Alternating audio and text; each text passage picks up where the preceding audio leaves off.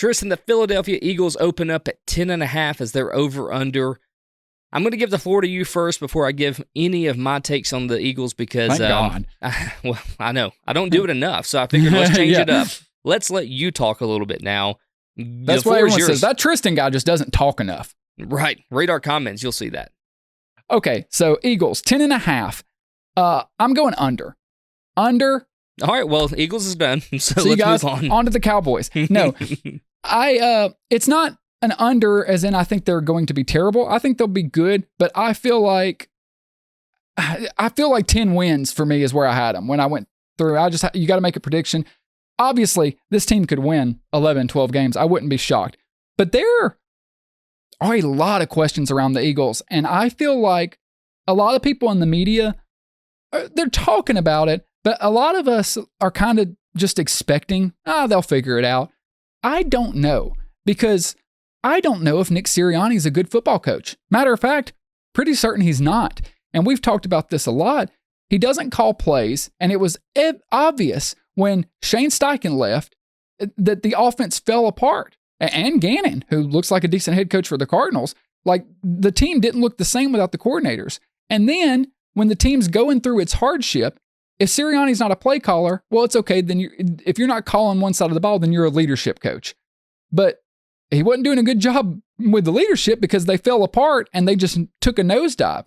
So I really don't know what he's contributing. And if you saw the ESPN article, anybody that hasn't read it, go read it.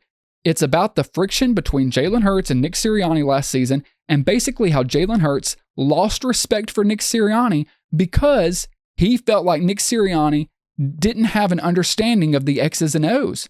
He literally called Wink Martindale. Jalen Hurts called Wink Martindale, former Giants defensive coordinator, to ask him before the playoff game, hey, what do you see in my game that other teams are going to game plan against me? He had to go outside the building. He had to pull a Mac Jones. What is it with Alabama quarterbacks going outside of their teams? Doesn't seem very Saban-like. It doesn't. With that said, I just can't confidently say this team's going to win 11, 12 games. I don't trust Nick Sirianni to turn it around. I don't really like him. I don't really think he's a good coach. Sorry, Eagles fans. I just think you guys can do better. Kellen Moore's the OC. They're going to kind of live and die by him. One of the big issues last season, Jalen Hurts was awful against the blitz. Absolutely terrible. They were one of the worst in the league, and he struggled running the football, obviously dealt with injuries. They just could never really get it going, even though the record masked it. The first thing I'm going to be looking for is, does this offense and does Kellen Moore and Jalen Hurts, do they have an answer to the blitz?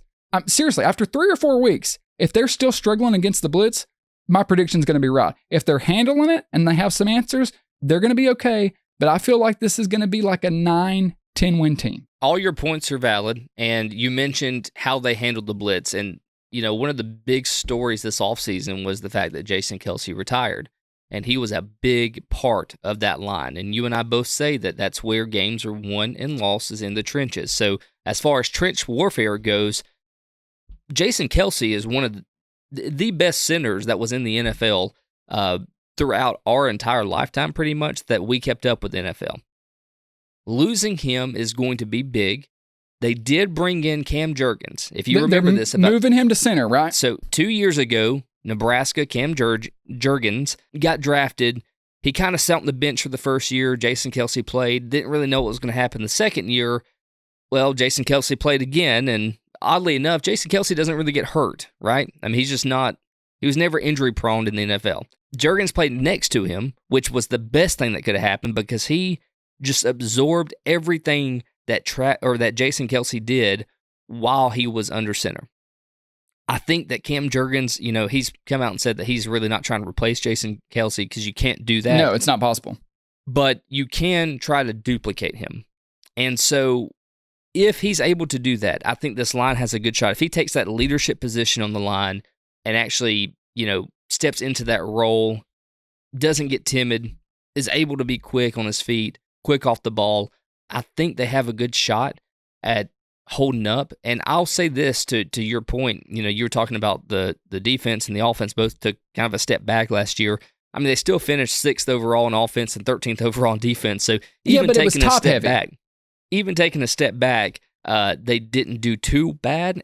I think that Kellen Moore is going to help them out a little bit here, and I hope that all the reins are just given to him, Kellen Moore, for this offense. Oh, they'll have to be. Nick Siriani knows he can't interfere. I hope. That's my hope. Yeah. If they do that, I am taking the over.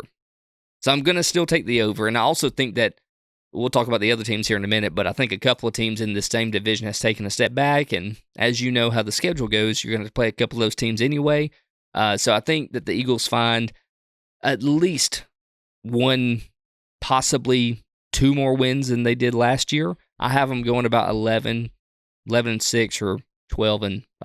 Okay. I mean, it's very possible. That's probably the most likely position. I've just got to, there's too many questions. I'm actually, as you mentioned, Juergens moving to center. I'm not worried about him at center. I'm worried about replacing him at guard. Like, I feel like Juergens is going to do a good job at center. I just wonder about the guard position. But I also, a little thing no one's talking about, the defensive line, which has been like the dominant force for the Eagles, it is thinner this year than it has been. Like, they've got some, good players, but a lot of them are young and they haven't contributed to a full 17-game season yet successfully. So we're going to have to see if some of those young guys can stand up. They did address the secondary. They did good in the draft. They've got a good roster. A lot of it comes down to Kellen Moore, and a lot of it comes down to Siriani kind of getting out of the way. We'll see.